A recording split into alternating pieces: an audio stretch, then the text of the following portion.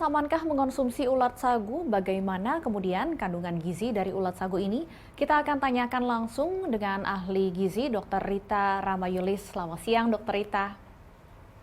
Ya, selamat siang. Baik, Dr. Rita mungkin bisa memberikan kami pencerahan. Jadi sebenarnya ulat sagu ini Mhm. aman atau tidak dikonsumsi manusia, Dok?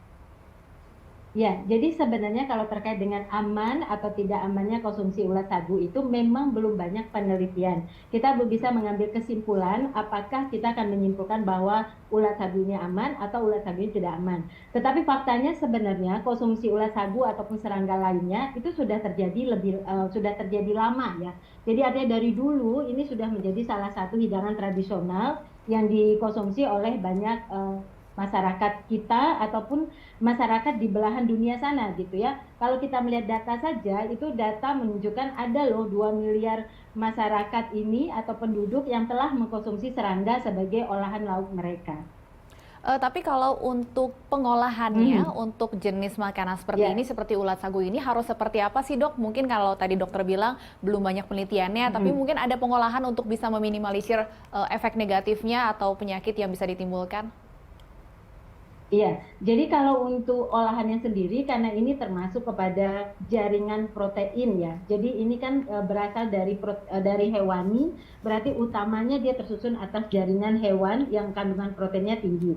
Jadi kita ketahui bahwa protein ini, memang akan mudah cerna ketika diolah terlebih dahulu dan ketika diolah berlebihan dia justru akan mengalami kerusakan. Jadi saya pikir apa yang sekarang dikonsumsi oleh sebagian masyarakat kita di wilayah timur dengan cara digoreng, kemudian juga ada yang cara dibakar, bahkan ada yang ditambahkan ke dalam sayuran, itu sebenarnya salah satu atau bentuk-bentuk pengolahan yang layak untuk mereka konsumsi. Tetapi terkait dengan berapa nilai yang hilang, tentu saja makin tinggi suhu yang digunakan untuk pemanasan, maka kandungan gizi pada si ulat sagu ini juga akan makin berkurang.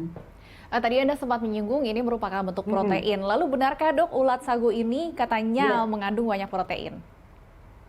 Iya betul sekali Mbak Stefani. Jadi, ulat sagu ataupun serangga lainnya itu memang kaya akan protein ya. Jadi kalau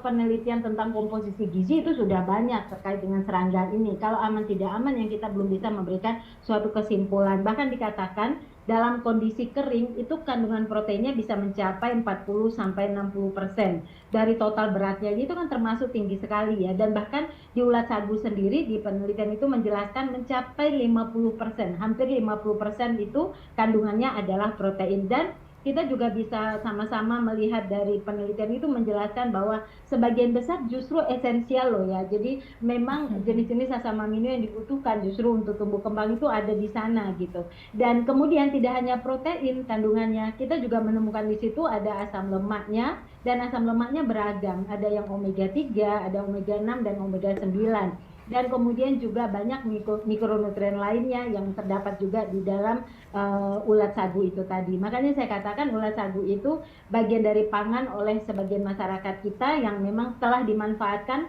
jauh-jauh waktu sebelumnya sebagai sumber protein mereka dan juga sebagai salah satu hidangan lauk mereka.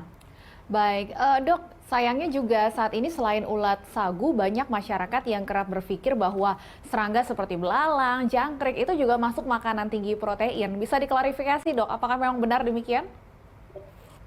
Ya faktanya memang benar Mbak Stefani. Jadi memang jangkrik itu memang kaya protein gitu ya. Kemudian belalang Oke. juga kaya protein dan kalau kita melihat di negara lain itu sudah jadi hidangan mereka kan. Walaupun memang sebagian kita juga ketika mendengar kata serangga tidak ada yang berminat untuk konsumsi, tapi kita nggak bisa nutup mata ternyata sebagian masyarakat telah melakukan itu. Baik, terima kasih atas pencerahannya, Dr. Ya, Rita Ramayulis, oke ahli baik. gizi. Terima kasih sudah bergabung bersama kami di Berita Satu Siang.